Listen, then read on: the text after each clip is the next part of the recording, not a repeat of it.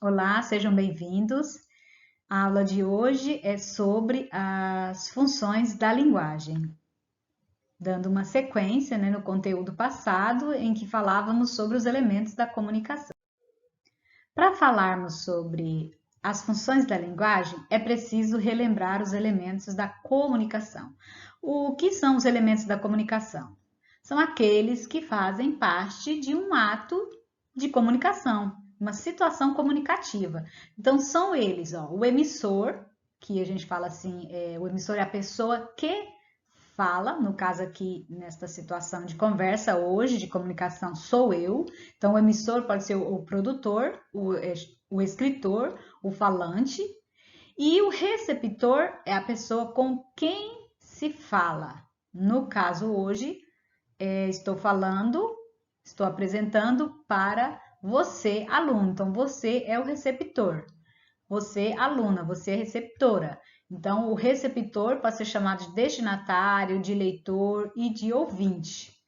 Também tem-se o referente. O referente é sobre o que a gente fala, né? Qual é o assunto daquela comunicação, daquela conversa, daquela situação comunicativa. A gente pode chamar de contexto, de assunto.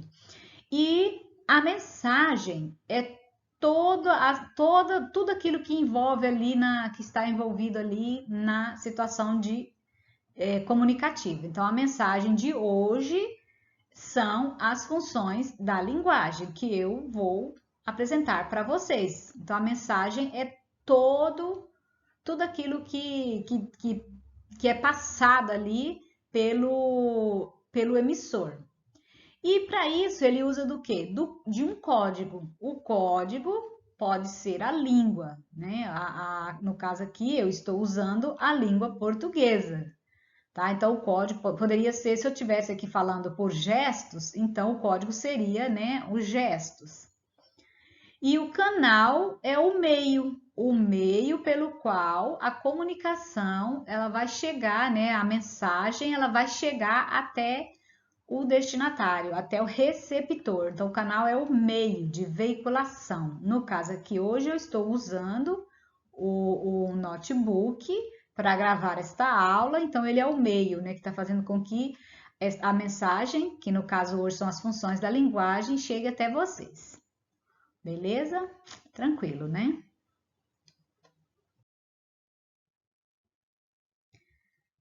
Então, agora nós vamos realmente começar o assunto da aula de hoje, né? O reverente. E vamos falar sobre as funções da linguagem. São 6 as funções da linguagem e elas estão exatamente ligadas aos 6 elementos da comunicação que eu falei anteriormente. Então, vamos ver aqui o que seria a função referencial. A função referencial ela é também chamada de informativa. A função referencial ela tem como objetivo informar, referenciar algo. Então, o que é importante sabermos aqui?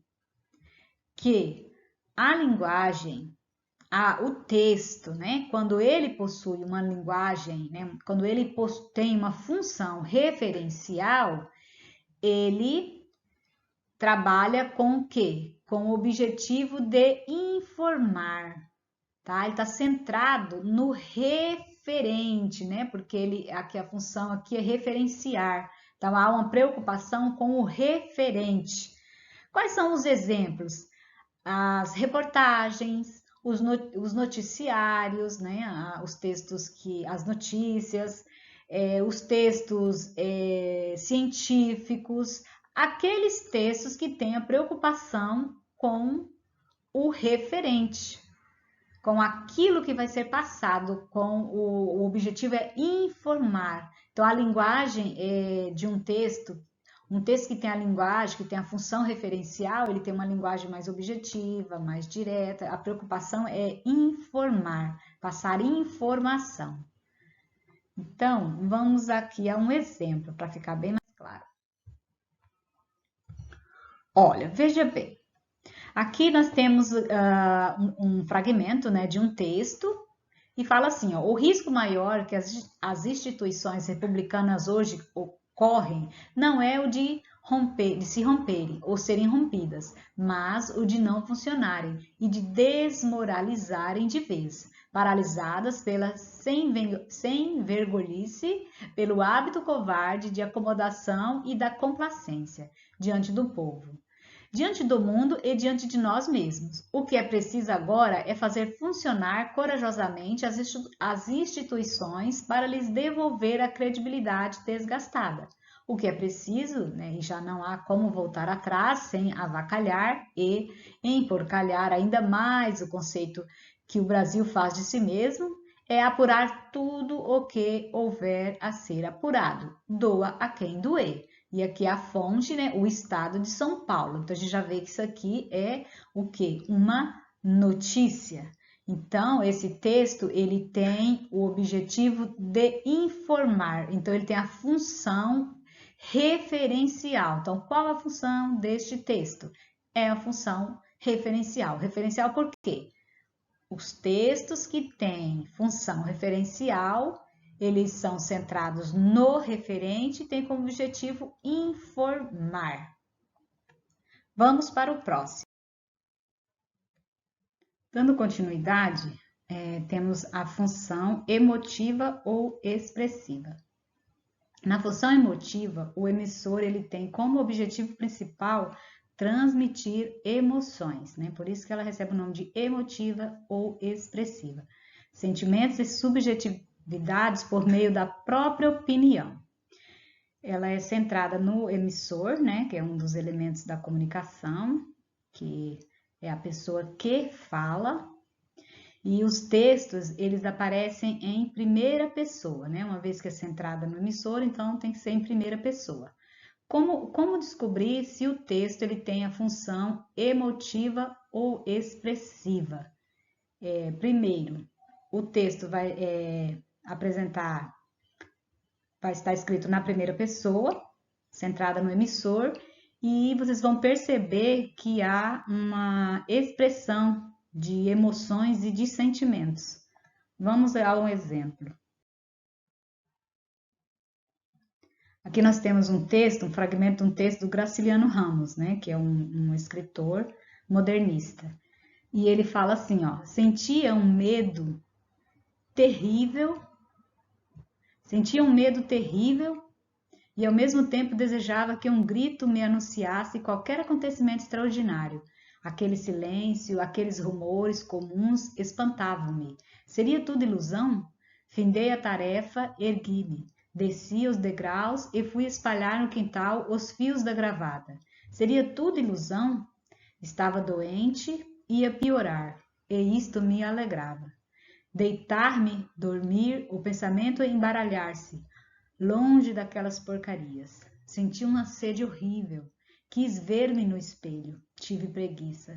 Fiquei pregado à janela, olhando as pernas dos transeuntes. Então vamos observar aqui como identificar se um texto ele tem essa função. Por meio de alguns elementos a gente consegue perceber, ó. Como a função ela é emotiva, ela está centrada no emissor, né? O texto expõe sentimento e é escrito na primeira pessoa.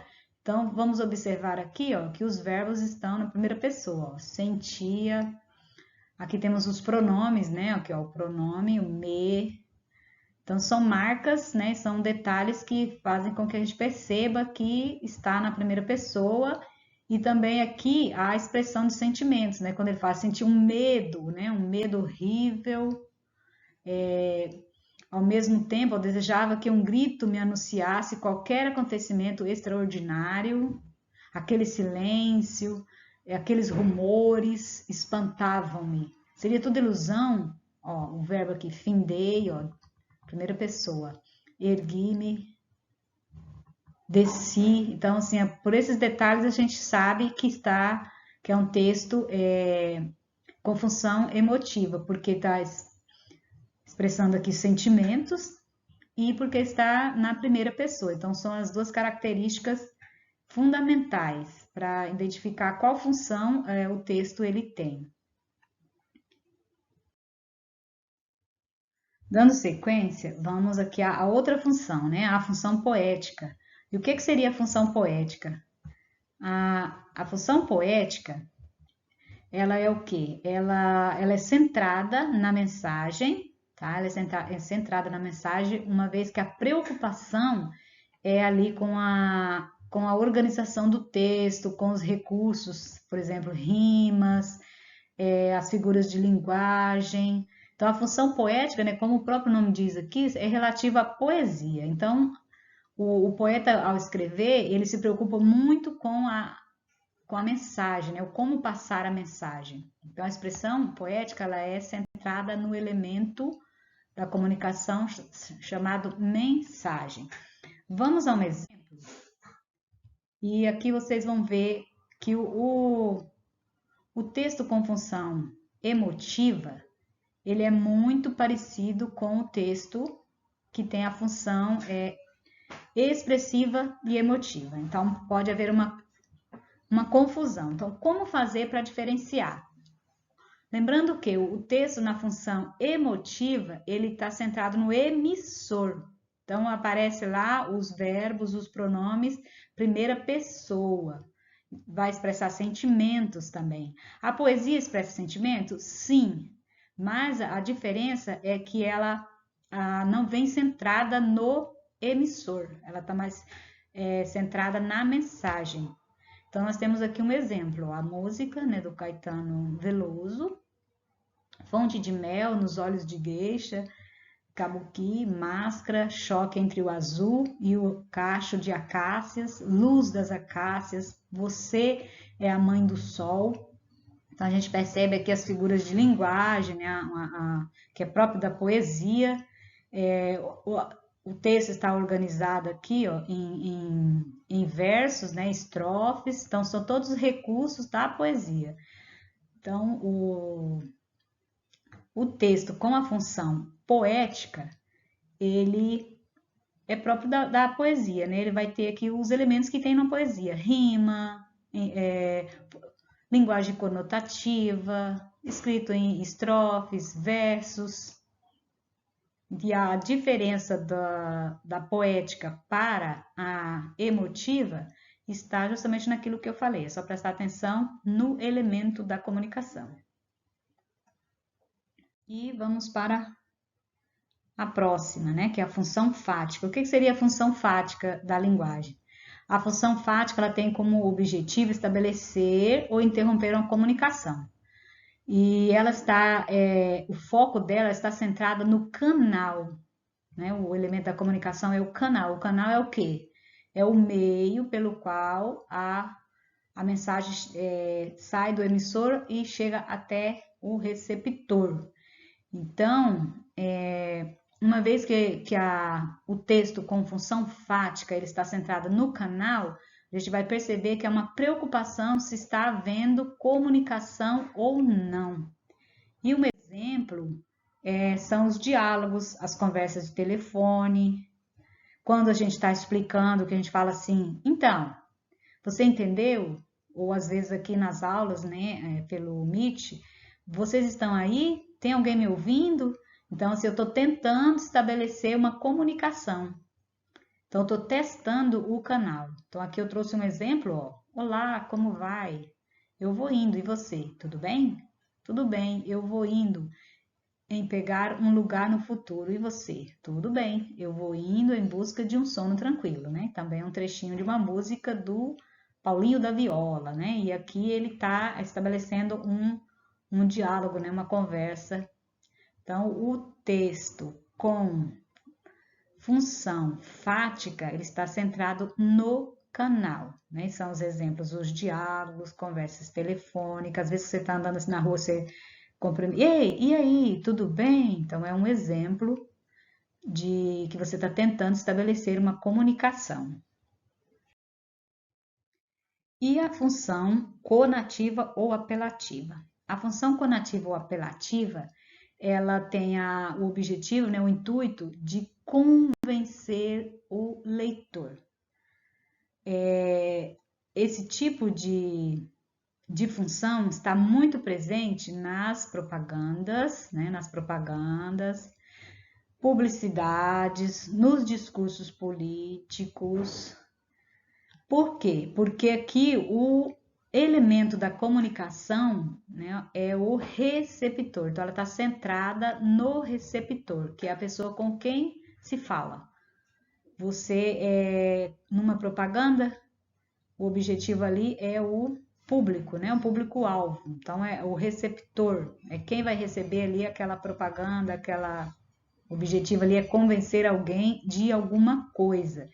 E também tem uma outra característica bem importante na função conativa e apelativa, que os verbos eles aparecem no imperativo, porque são verbos que você usa para convencer alguém de alguma coisa. Então, faça isso, escute, ouça, compartilhe. Vamos a um exemplo. Olha só, fique afinado com seu tempo, mude para call, ultralights. Então, veja bem que isso aqui é um trechinho, né, de uma propaganda. E olha aqui o verbo no imperativo. Fique, mude. Então, aqui está se dirigindo ao receptor. Então, aqui tem um texto com função conativa, ou ela pode também receber o nome de apelativo, porque você está apelando. Muito simples, muito fácil. E, por último, temos aqui a função metalinguística. Então, o que seria a função metalinguística? A função metalinguística ela é caracterizada pelo uso da metalinguagem. O que seria essa metalinguagem? É quando você usa do código para explicar o próprio código, a linguagem que se refere a ela mesma. Então, desse modo, o emissor explica um código utilizando o próprio código. Exemplo, os verbetes de dicionário, né, que lá vem a explicação dos termos, é um bom exemplo de texto com função metalinguística. Também, quando um poeta, né, ele escreve uma poesia explicando o fazer poético, como fazer uma poesia, também está usando do próprio, né, código para explicar o código. Ele usa da poesia para explicar o que é poesia, como fazer uma poesia. Vamos aqui a um exemplo. Ó. Substantivo ou nome é uma classe de palavras, né, variável com que se designam ou se nomeiam os seres em geral, ou são as palavras variáveis com que se designam os seres. Então, aqui tem a definição de substantivo. Então, ou seja, a linguagem, né, a língua portuguesa aqui, a linguagem usando da própria linguagem para explicá-la. Então, isto é um exemplo de função metalinguística. Eu espero que vocês tenham entendido. Lá no Classroom, né, na plataforma, tem lá uma atividade para vocês treinarem, além daquelas que nós já trabalhamos no livro. Por hoje é só.